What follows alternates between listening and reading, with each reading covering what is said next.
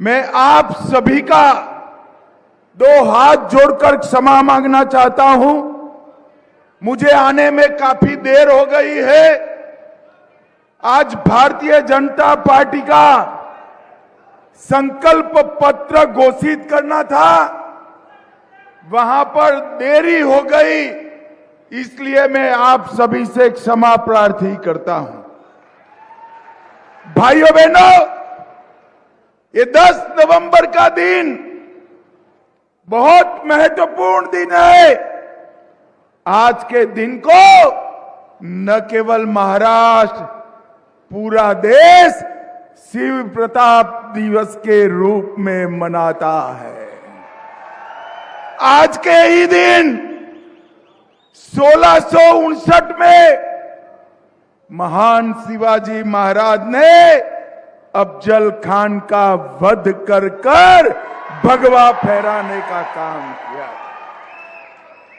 आज मैं जब यहां आया हूं तब मैं शिव प्रताप दिन पर आपको अपील करने आया हूं कि महाराष्ट्र में भी शिवाजी महाराज के सिद्धांतों पर चलने वाली भाजपा और महायुति की सरकार बनाइए। महायुति सरकार।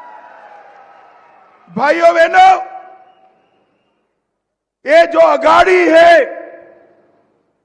जो हमारे सामने चुनाव लड़ रही है, इनका एकमात्र उद्देश्य है सिद्धांतों से समाधान कर येन केन प्रकारेण सत्ता प्राप्त करना। और भारतीय जनता पार्टी, शिवसेना और अजीत दादा की एनसीपी का उद्देश्य है शिवाजी महाराज के सिद्धांतों पर महाराष्ट्र को देश का नंबर 1 राज्य बनाना। नंबर 1 राज्य। मैं यहां जब आया हूं तब मैं अघाड़ी वालों को पूछना चाहता हूं, कांग्रेस पार्टी, शरद पवार जी और उद्धव ठाकरे तीनों एक दल के अंदर लड़ रहे हैं। आप मुझे बताओ भाई, ये राहुल बाबा हमारे सावरकर जी का विरोध कर रहे हैं। रावेर वालों, आप लोग उससे सहमत हो क्या? जोर से बोलो, सहमत हो? आज मैं कहकर जाता हूं, उद्धव जी, आप में अगर दम है तो राहुल बाबा से सावरकर जी और बाला साहब ठाकरे के लिए 2 अच्छे शब्द बुला दो भैया। 2 अच्छे शब्द वो नहीं बोलेंगे, क्योंकि ये सिद्धांतों से बना गठबंधन नहीं है। हमारा गठबंधन महाराष्ट्र की संस्कृति की रक्षा के लिए बना है। हमारा गठबंधन शिवाजी महाराज के सिद्धांतों पर चलती हुई पार्टियों का गठबंधन है। और हमारा गठबंधन महाराष्ट्र को समृद्ध बनाने वाला गठबंधन। भाइयों बहनों, अभी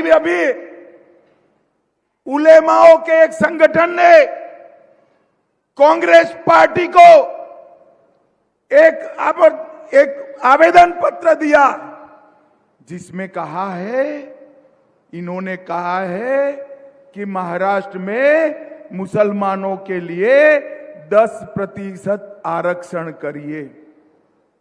इसका मतलब क्या होता है? इसका मतलब ये होता है कि 50% आरक्षण ऑलरेडी हो चुका है, बढ़ोतरी करनी है तो किसी का काटना पड़ेगा। अब 10% अगर माइनॉरिटी को देना है तो दलितों का, आदिवासियों का और ओबीसी का आरक्षण काट कर देना पड़ेगा। रावेर वालों, पिछड़ा वर्ग का, ओबीसी वर्ग का आरक्षण कट जाए, उसमें आप सहमत हो क्या? अरे जोर से बोलो, सहमत हो? दलितों का कट जाए, इसमें सहमत हो?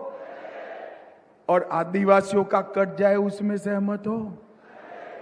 ये अघाड़ी वाले सत्ता की भूख में अंधे हो चुके हैं। मगर मैं कहकर जाता हूं, जब तक भारतीय जनता पार्टी का एक भी सांसद या विधायक विधानसभा और संसद में है, माइनॉरिटी को आरक्षण नहीं मिल पाएगा। ये हमारा संकल्प। भाइयों बहनों, मुझे बताओ, ये कश्मीर जो है हमारा है या नहीं है? अरे जोर से बोलो, है या नहीं है? धारा 370 हटानी चाहिए थी या नहीं हटानी चाहिए थी? हमने धारा 370 को हटा दिया। मोदी जी ने आजादी के बाद सबसे बड़ा फैसला लिया, धारा 370 हटाने का। इसका बिल लेकर जब मैं आया संसद में, ये सारे कांग्रेस, शरद पवार की पार्टी, ममता, ये अपने अखिलेश यादव, स्टालिन, ये सारे काऊ काऊ काऊ काऊ काऊ काऊ काऊ काऊ कर, वो कह रहे थे मत हटाइए भाई। मैंने बोला क्यों न हटाए? तो उन्होंने कहा खून की नदियां बह जाएगी। अरे राहुल बाबा, 6 साल हो गया, खून की नदियां छोड़ो, किसी की कंकर चलाने की हिम्मत नहीं है कंकर चलाने। ये भारतीय जनता पार्टी की सरकार है, नरेंद्र मोदी जी की सरकार है, किसी की हिम्मत नहीं है। और जब मोदी जी प्रधानमंत्री बने, इन्होंने हिम्मत की थी उरी और पुलवामा में इन्होंने हमला किया। पहले तो हमला करते थे तो कुछ नहीं होता था, मगर इस बार हमला किया, उनको मालूम नहीं पड़ा कि मोदी जी अभी प्रधानमंत्री है। भाइयों और बहनों, 10 ही दिन के अंदर पाकिस्तान के घर में घुसकर सर्जिकल स्ट्राइक और एयर स्ट्राइक कर आतंकवादियों का सफाया करने का काम हमारे नरेंद्र मोदी जी ने। ये अघाड़ी वाले तुष्टीकरण के लिए देश की पूरी सुरक्षा को पर ताक पर लगाए हुए। भाइयों बहनों, मैं आज आपको कहने आया हूं, ये अयोध्या में राम मंदिर बनना चाहिए था या नहीं बनना चाहिए था? अरे जोर से बोलो रावेर वालों, बनना चाहिए था या नहीं बनना चाहिए था? कांग्रेस पार्टी ने, शरद पवार जी ने 70 साल तक राम मंदिर को लटका कर रखा, अटका कर रखा, भटका कर रखा। आपने 2019 में मोदी जी को प्रधानमंत्री बनाया। मोदी जी ने 5 ही साल में केस भी जीता, निर्माण भी किया और उसका प्राण प्रतिष्ठा कर जय श्री राम कर दिया। और इस बार 550 साल के बाद पहली बार रामलल्ला ने अपनी दीपावली अपने भव्य मंदिर के अंदर बनाई, भव्य मंदिर। और भाइयों बहनों, सिर्फ राम मंदिर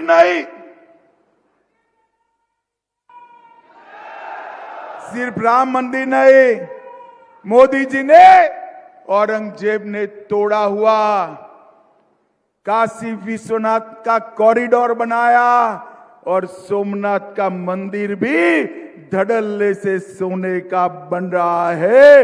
ये भारतीय जनता पार्टी की सरकार है। भाइयों बहनों, जब हमारी यूपी सरकार ने एकनाथ शिंदे और देवेंद्र जी ने औरंगाबाद का नाम जब महाराज संभाजी के नाम पर रखा तो ये अघाड़ी वाले इसका विरोध करते थे।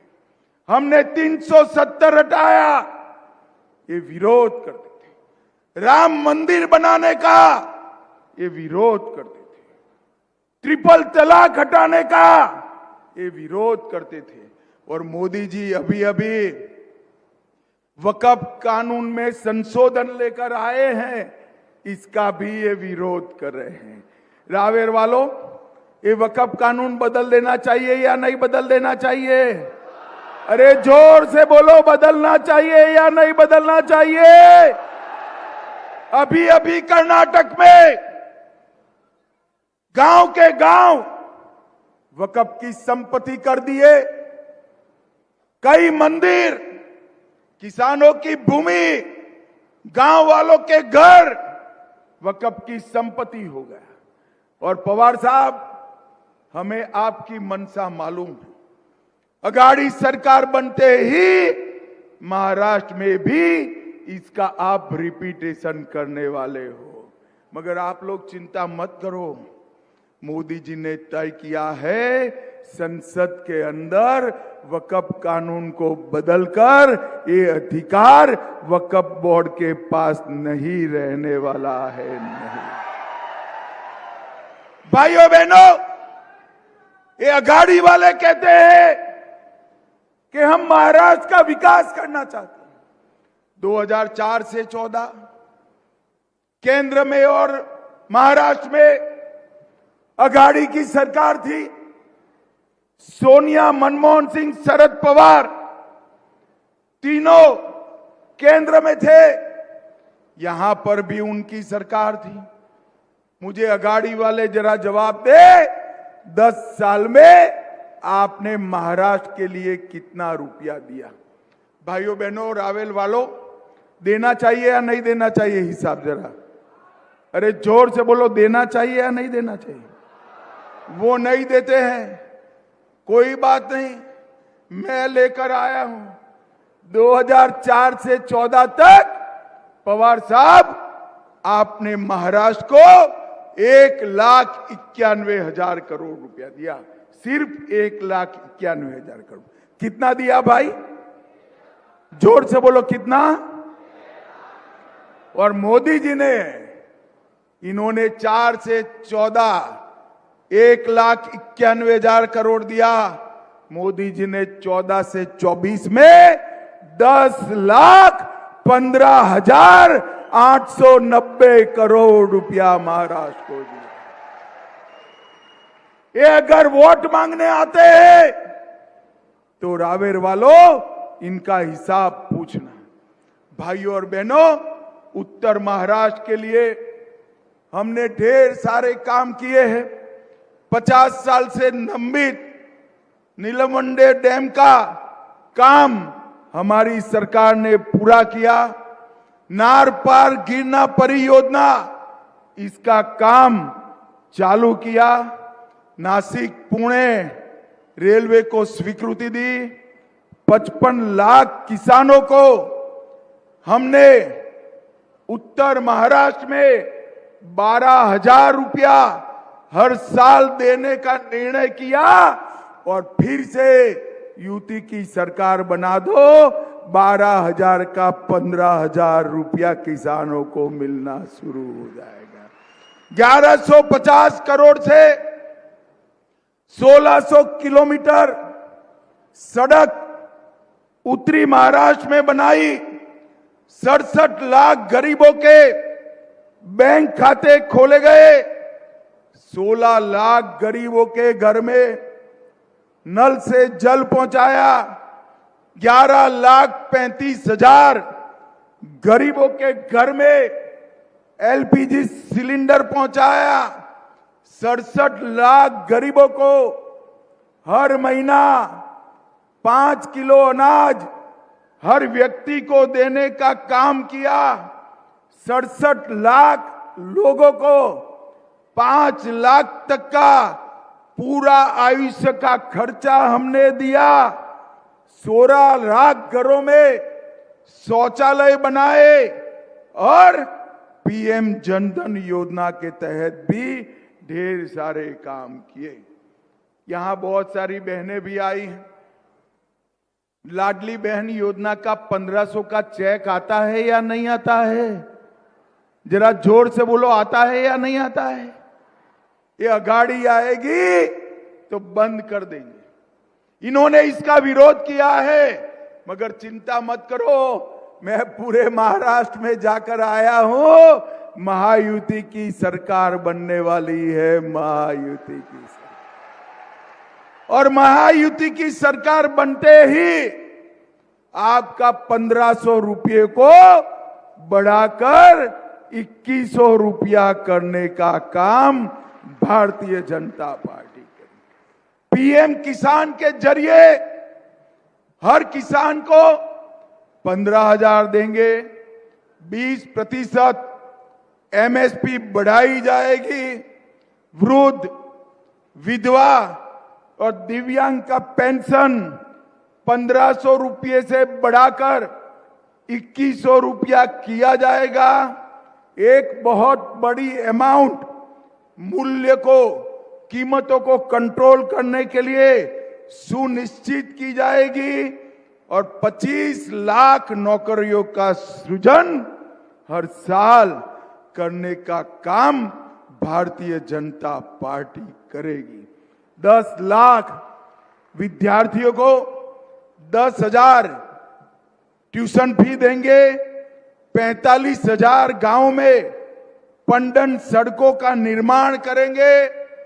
आशा वर्कर और आंगनवाड़ी वर्कर को 15,000 का वेतन और स्वास्थ्य का बीमा देंगे और विजन महाराष्ट्र के तहत 100 दिन में महाराष्ट्र को भारत का नंबर 1 राज्य बनाने का कार्य योजना भी करेंगे। भाइयों बहनों, ये लोग आरोप लगा रहे हैं कि महाराष्ट्र में उद्योग नहीं आ रहे। मैं आज अगाड़ी के लोगों को जवाब देना चाहता हूं। जब आपकी सरकार थी, उद्धव जी मुख्यमंत्री थे, तो एफडीआई में महाराष्ट्र 4थे नंबर पर गिर गया था। देवेंद्र जी उप मुख्यमंत्री बने, एकनाथ जी मुख्यमंत्री बने। 2 साल से पूरे भारत में सबसे ज्यादा एफडीआई अगर कहीं आता है तो अपने महाराष्ट्र में आता है। इन्वेस्टमेंट में नंबर 1 पर महाराष्ट्र। माताओं, भाइयों, बहनों, ये अगाड़ी सरकार महाराष्ट्र का भला कर नहीं सकती। ऊपर आपने नरेंद्र मोदी जी को प्रधानमंत्री बनाया है, नीचे भी महायुति की सरकार बनाइए। ये डबल इंजन की सरकार महाराष्ट्र को नंबर 1 पर ले जाएगी, नंबर 1 पर ले जाएगी। मुझे बताओ रावेर वालों, 20 तारीख को कमल के निशान पर बटन दबाएंगे क्या? अरे ऐसे नहीं बोलते भाई, जरा जोर से बोलो, दबाओगे क्या? सारे विधानसभा के प्रत्याशी आगे आओ जरा। हमारे सारे प्रत्याशियों को प्रचंड बहुमत से जिताओगे क्या? कमल के निशान पर बटन दबाओगे क्या? मोदी जी के हाथ मजबूत करोगे क्या? देश को सुरक्षित करोगे क्या? मुस्लिम आरक्षण अटकाओगे ना? तो मेरे साथ दोनों हाथ उठाइए, उठाइए, मुट्ठी भींचिए और आज शिव प्रताप दिन है। मेरे साथ जोर से बोलिए, जय जय जय जय जय शिवाजी, जय जय जय जय जय भवानी, भारत माता की। यहां पर डॉक्टर गुणवंतराव जी भी आए हैं। उन गुणवंतराव जी का स्मृति दिन है।